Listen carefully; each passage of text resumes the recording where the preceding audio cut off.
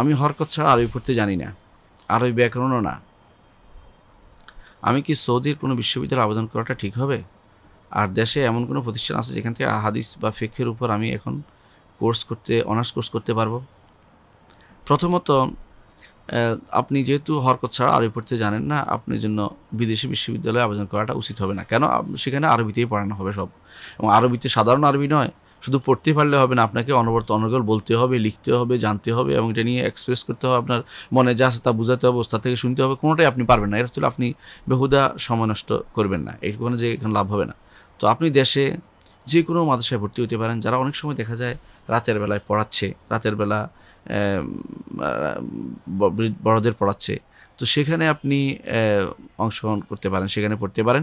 অনেক সময় দেখা যায় যে অনেক মাদ্রাসায় তারা এই কয়েকজনকে মিলে আলাদা কোর্স করাচ্ছে, সেখানেও আপনি ভর্তি হতে পারেন।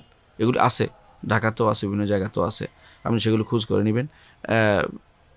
অনেক সময় হাদিস এবং ফিকহের উপরে কোর্স হচ্ছে বা আকীদার উপরে কোর্স হচ্ছে, সেগুলি অনেক জায়গাতেই বিভিন্ন ফেসবুকে আপনি দেখবেন, সেগুলোতে নিচ্ছে বড় ভালো আলেমরা নিচ্ছেন, সেগুলোকে আপনি ভর্তি হতে পারেন। সেগুলি ভর্তি হয়ে আপনি শিখতে পারেন ফিকহ এবং হাদিসের উপর। সেটা আরবি না জানলেও শিখতে পারবেন, আরবি জানলে আরও ভালো হয়, আরবি জানলে সেটা মজবুত হবে।